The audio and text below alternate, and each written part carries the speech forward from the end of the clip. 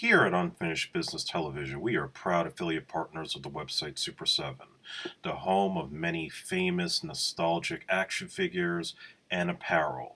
If you could support the show, it would come a long way using the promo code AJEpics whenever you purchase anything in their store, and we love all of their amazing toys. So support Super 7 and please support Unfinished Business Television.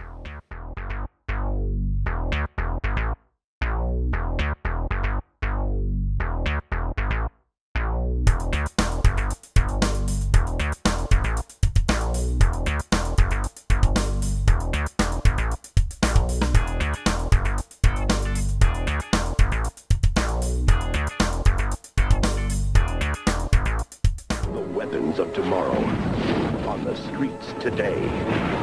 One man must stand up for justice. We make our own kind of weapons to take out the ones in the streets, to stop the enemy without hurting them. With a heart of gold, a will of iron, with hammer ties, and a body of steel. Ready, go! The Batcave, Shaquille O'Neal, Steel, rated PG-13. Starts Friday, August 15th at a theater. Hey, folks, welcome back to another episode of Unfinished Business Television.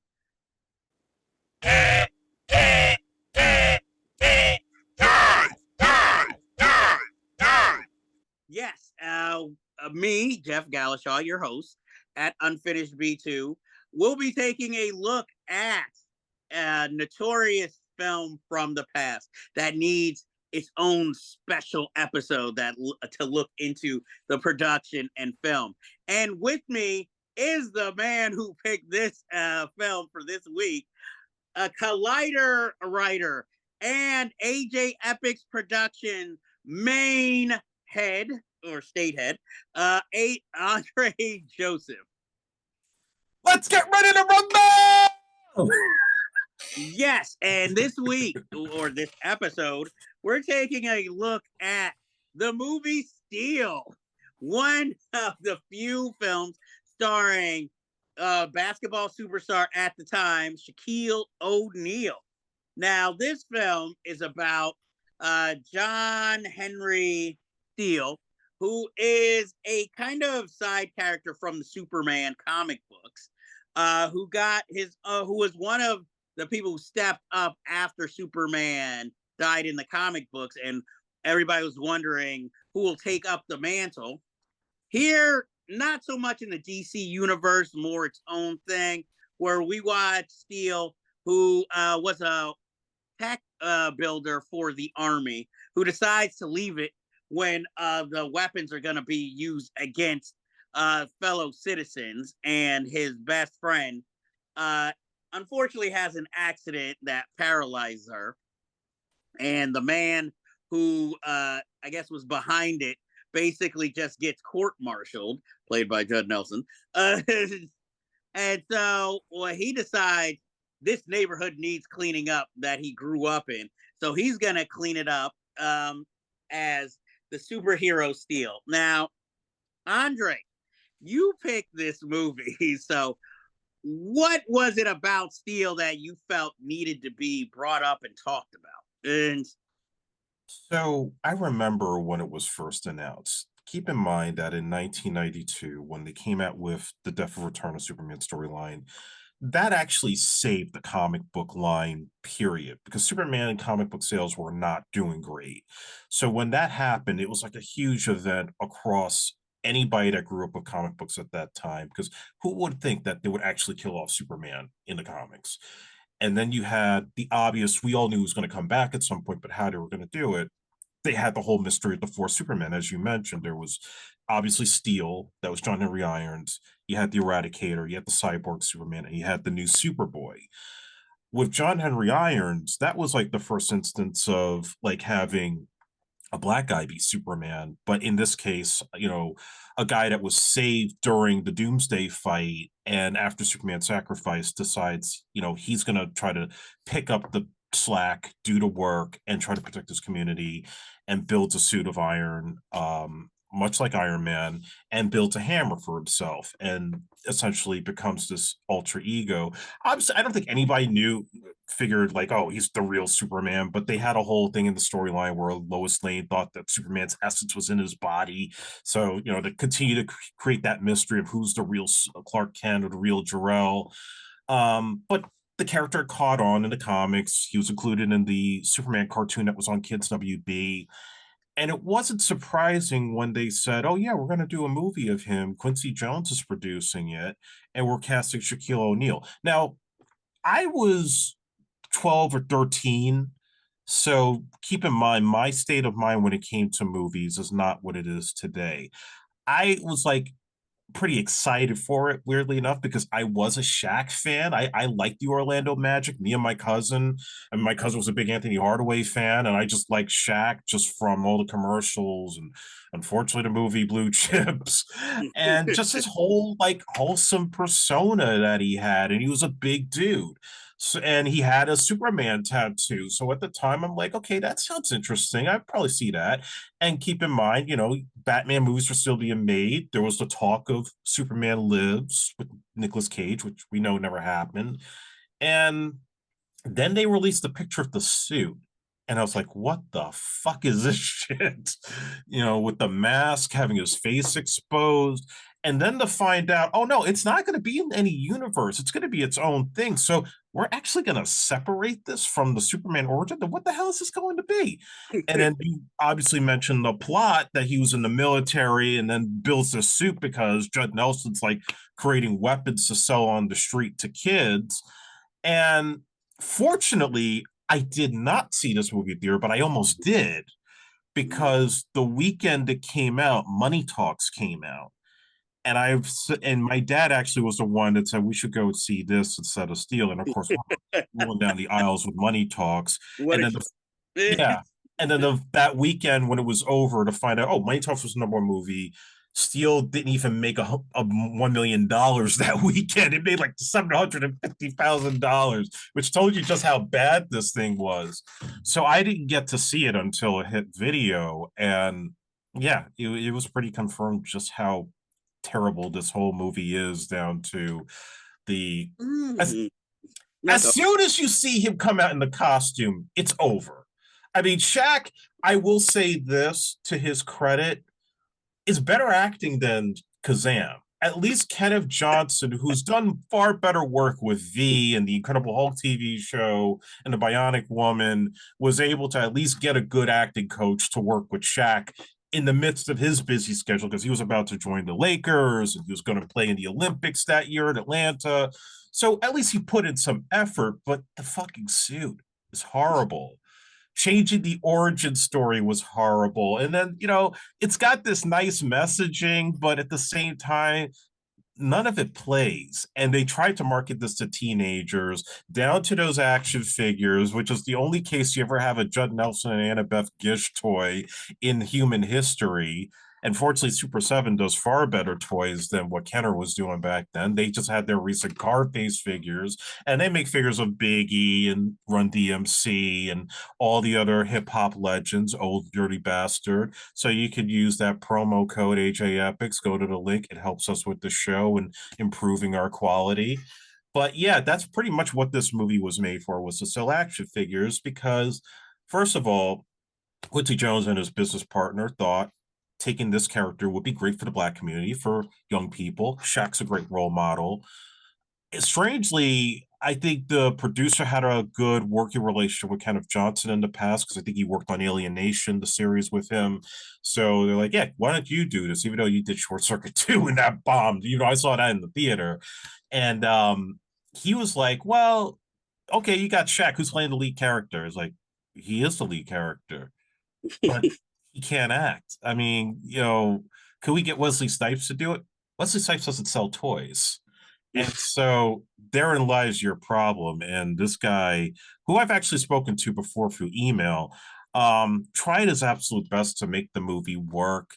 But unfortunately, the low budget and the fact that the studio wouldn't allow him to cast any gravitas actors. No offense to Richard Roundtree and Irma P. Hall or to Annabeth Gish, but There's no Gene Hackman, there's no Marlon Brando, there's no Jack Nicholson to help Shaq. It's just whoever they could afford at that moment. And there's a lot more we'll get into, but I'll let you speak, Jeff. Well, I mean, it is a film where Ray J got his acting job without the help of his sister.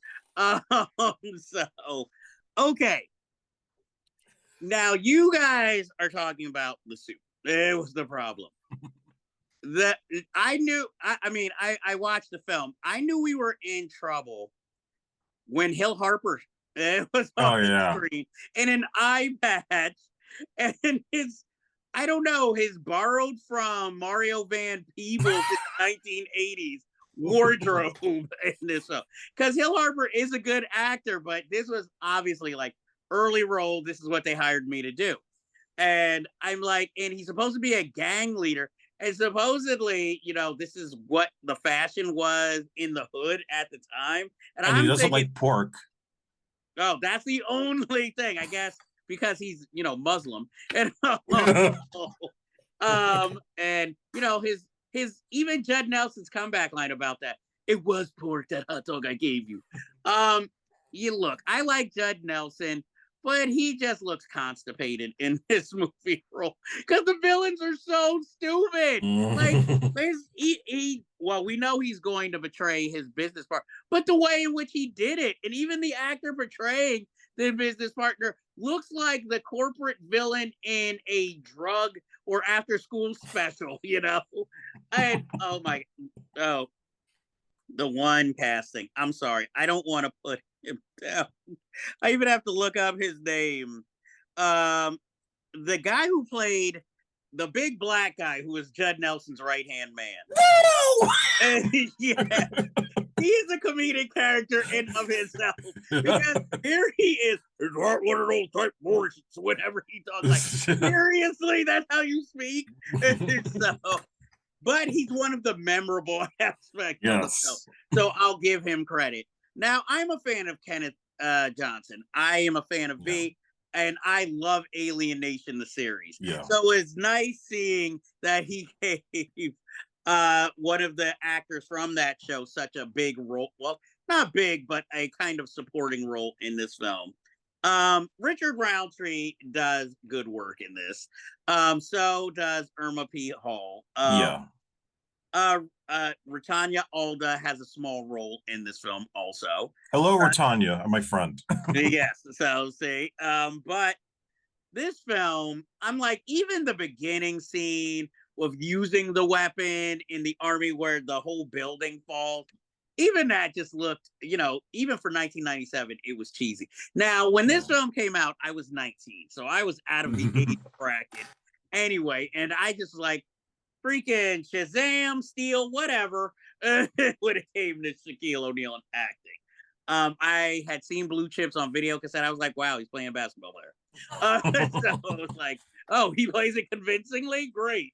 So I kind of rooted for this, but I knew this film was in trouble when even by 1997 standards, it did not have a great like hip hop and R&B soundtrack to go with it. That at least it could sell itself. So I knew it was in trouble there. And it's a Quincy Jones production. What the hell? They spent all the money on Shaq. Unless you wanted a Ray J single. Oh, God, no. He had a different hit movie years later. I'm like, I will give this film credit. It's not as bad as everybody makes it out to be. But then again, I went in with low expectations in the first place. So, you know. The thing is, it's supposed to play for teenagers, but the only people who could really get into this film are young kids. You know, nobody past the age of 13 is going to find this cool or believable. I think, obviously, if there were sequels, maybe the Shaq and Annabeth Gish storyline would have turned romantic. Whereas here, it's just a lot of flirtation and like, she's just my buddy, and I want the best for her. And it's just like, dude, I know this is for kids, but could have played it up a little more. Now she's made supersonic weapons, but by the end, we're supposed to be impressed that she made a wheelchair where she can stand up. You know? Yeah, oh my God! So she supposedly was a character in the comics that they changed up. She was supposed to be like a Professor X type. well, I mean, they gave her some credit, and I just like that they like during all this, she at least thought to put a weapon on her chair. That ended up saving her. But like again, this film just steps away. Like, what's his name is such a Boy Scout that even it's implied that the female cop who gets injured, him and her kind of had his romantic history together. Yeah, I would have thought that even the first time that I saw it, that she was going to be his main love interest, and she doesn't even last past that scene. Exactly. You might as well said she died. Yeah. For all that it means. And I mean, I wish Annabeth Gish had better movies to be in. I can see her taking this role, thinking this might have gone on to bigger and better. But even by night, this movie plays out like an episode of a Justice League animated movie that would have been even more impressive visually as a cartoon rather than the live action, because it feels like it's stunted by itself, And again, considering the talent involved, it should have been at least a little bit better. And I can't only fault Shaq. I just think it was a Oh bad no. idea going into it. Like, this is something that needed way more drafts. And this is what I think also helped pave the way for bigger, better superhero films, because this is what we were getting offered, these low budget, where it seemed like it was almost impossible to believe anybody in any kind of super suit or any Yeah. costume and play adult contemporary could be believable. That's what made me at first not want to watch X-Men when it first came out. Because I was like, I remember films like this where it was just like, yeah, it looks cheesy when an adult is wearing a costume, and this is supposed to be for adults. So that was one of the reasons why it took so long. But like I said, watching it, and considering I did have to pay to watch this film, to rent it, even I will say I wouldn't want to watch it again. And I'm paying $3.99 for it. I should have been more mad at it than I should have been. But I did at least see the film try. Like we were talking about with some other film. You get the essence that the powers that be at least were trying to make something. This wasn't some soulless corporate decision movie. Well, what they were trying to do essentially was, like Kenneth Johnson said, and he spilled a lot of tea recently on the film, but he read the comics and he's like, this is more R-rated. This is a little bit more violent, more bloodier, even for Superman standards. But like, well, we just want something more like Batman. We want something more for the kids, make him more like an urban hero. Kind of like, even though I didn't mention it, kind of like with Meteor Man with Robert Townsend, just make him like this guy that he has these abilities, but he's there to fight for the neighborhood and not make it anything more than that. And that would be relatable on its own merits. Problem for him was, again, Shaq can't act, and on top of that, the supporting cast, he felt Annabeth Gish wasn't strong enough. He felt Judd Nelson he hit his marks but didn't do anything really remarkable. No. And all in the while, he's thinking, well, this movie really should just be geared to small children because they're the only ones that are going to kind of get it, be excited, seeing a larger than life hero on screen. They're not going to judge it on the performance or being accurate to the comic books. But the studio, they made the unwise decision of basically testing the movie in front of kids and families rather than teenagers. It's like, well, you might be getting good scores now, but once the teens see it, they're going to think this is bullshit. And that was also the same year. Not only did you have Batman and Robin underperform, because Warner's had this twisted philosophy that they needed the big star to save the movie. Like with Batman and Robin, they thought that George Clooney wasn't big enough to draw money. That's why they put Schwarzenegger in as Mr. Freeze, which we know how that turned out. But it was also the same summer they had Conspiracy Theory with Mel Gibson, Julia Roberts. They were at their height, and they thought that was going to be like a big money opening weekend. And when that made only like 20 million the first week, like, that's a bomb. So what do you think Steele's going to end up doing? And there was a point where they even considered getting rid of Shaq and replacing him with either Wesley Snipes or Denzel Washington. But they said, we just want to appeal to the kids, sell the toys, and then we'll move on from that. So, what you saw was what you got, and the toys were quickly in the closeout shelves with the Batman and Robin figures pretty much after a month. You could still find them now in some stores. And yeah, it's just it was a shame, as you mentioned before, with superhero movies at the time, we had that PTSD going into X-Men and Batman and even Blade to some extent. But keep in mind too that there was just no respect for even black superheroes at that time. Besides Meteor Man, which I mean, we should deep dive on it one day because I know there's a lot of stuff they cut out of Meteor Man. If you read the comic book, was in that film and they didn't have, but stuff like Blank Man could make an easy comparison with it. This is like Blank Man with more money, and Spawn, which should have been huge, but Mm-hmm. an inexperienced director, and then you're not going to have this guy with the cape and have his mask off the whole time, and it's going to be PG-13. That's not Spawn. And why do you think it's taking forever for Todd McFarlane to get it right with the movie he still hasn't made yet? So we were still a long way before we got an MCU, a DCU, and where we are today, or Well, Black Panther. I will give the film credit. My man Tom Barry is the senior cop, who most of you will remember from Fast and Furious as, I guess, Paul Walker's superior. How come he's not in any of the Fast and Furious family? Vin Diesel. I enjoyed seeing him in this film. Pretty much his usual type role. Kind of the older senior, but kind of comedic, who kind of gets on Steele's side, like, oh man, I didn't see him. I didn't see him that well after he saved my life.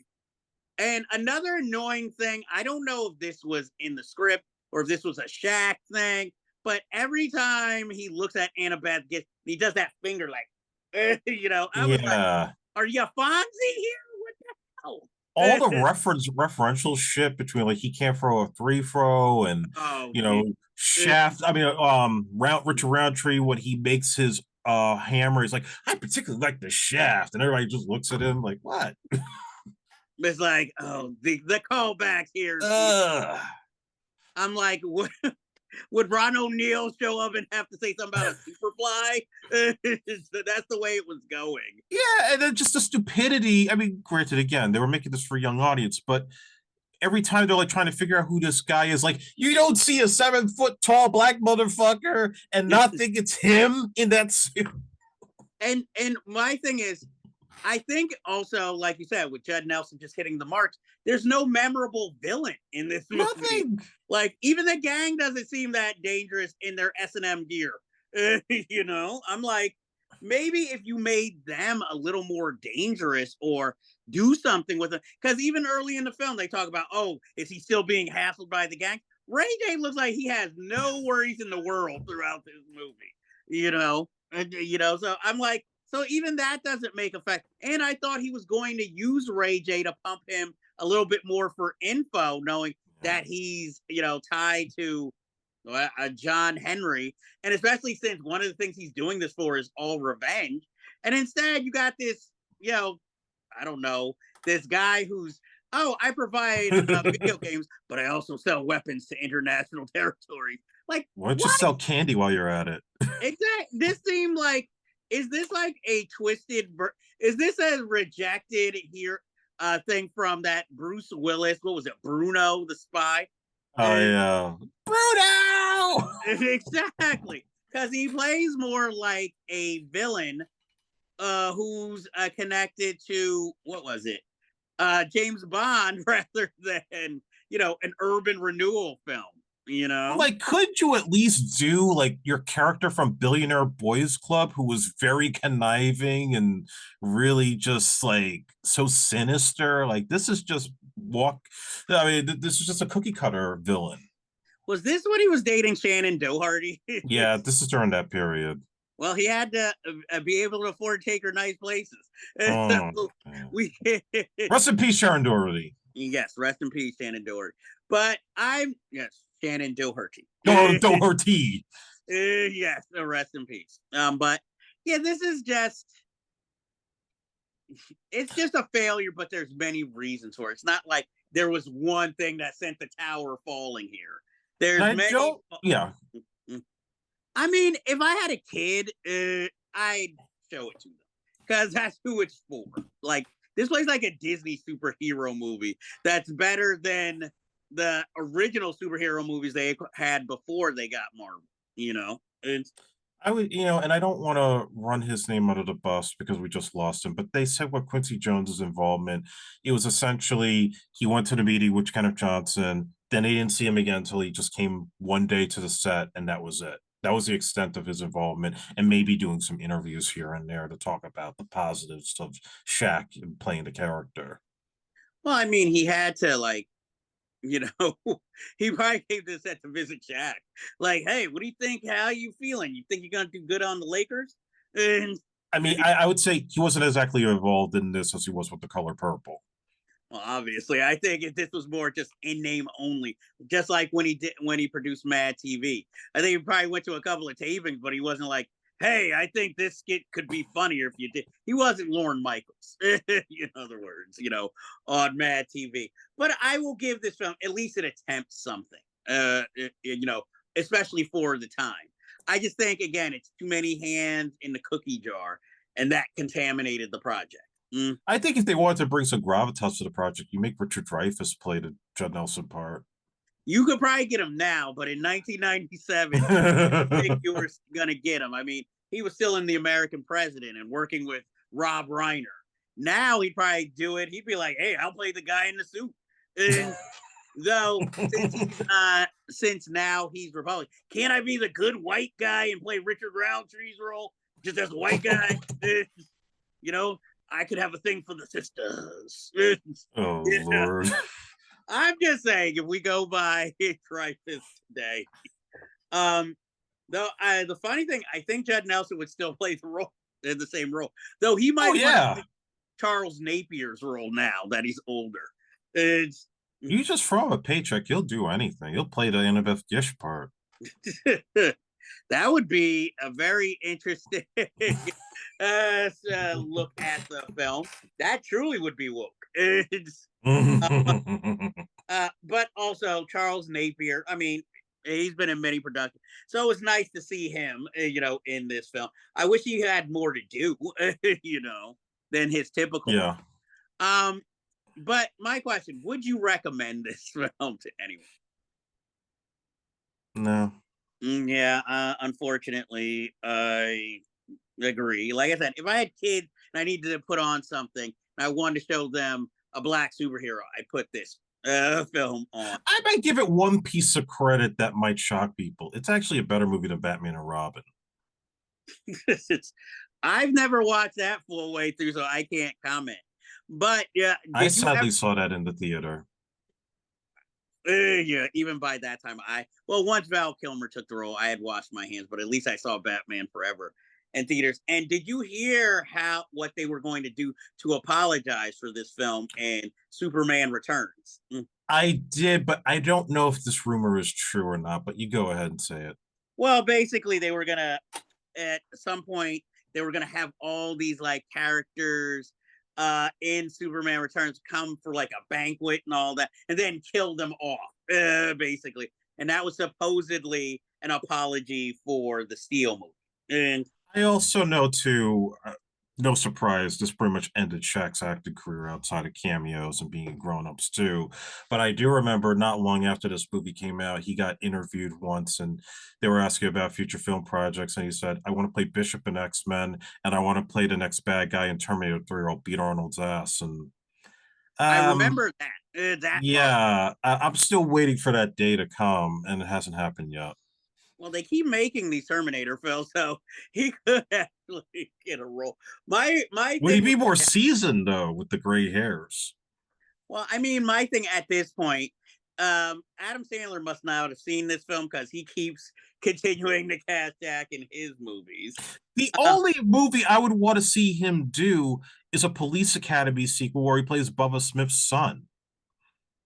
That would be inspired casting, but as I said, now he's getting way too old to even play that. Yeah. But I like Shaq as a personality. I like him and all his commercials. Yeah, he's a legend. I mean, there's nothing bad to say about him, and they said he was a nice guy. Exactly. It's just acting like free throws are not his forte. So, and he bought Papa John's and ended racism over there in that franchise. I don't know if that was for the better. Papa John's is still not the best pizza in the world. I agree, but at least he ended racism. pose it to his face. You know, but like I said, I think this is also a good time capsule to show where we've come from as far as Yeah. superhero films over the years. So, you know, they'll always cite Blade, but no one ever brings up Steel in the conversation. Mm-mm. So, you know, this like Spawn is seen as more on the embarrassing side, but I, for one, like I said, it's not as bad as I thought it was going to be. Oh, it's bad. Uh, the only person whose highlight reel this shows up on is Ray J's. You know, and maybe Irma P. Hall. You know, so the only question I'd ask Richard Roundtree if he was still with us, why the beret? Mm. You know, that was a weird costume decision. He was balding, I guess. I don't know. He didn't have a beret in his last movie, Thelma. He wasn't exactly at the height of his hair. Hey, he was a badass to the end, so it doesn't even matter. But yeah, I would not suggest this film, at least not sober. No. And especially if you have to pay for it, no. But I would. But like I said, it's not the worst thing you're gonna watch in the world. You know, you got to just, as well as you got to remember the conditions under which it was made. You know, so Yeah, South Central was not a great place, and they needed a superhero. exactly. Considering watching it, I thought it was Detroit. It wasn't Metropolis. It should have been, though. That would have cost so much money in production design and set design.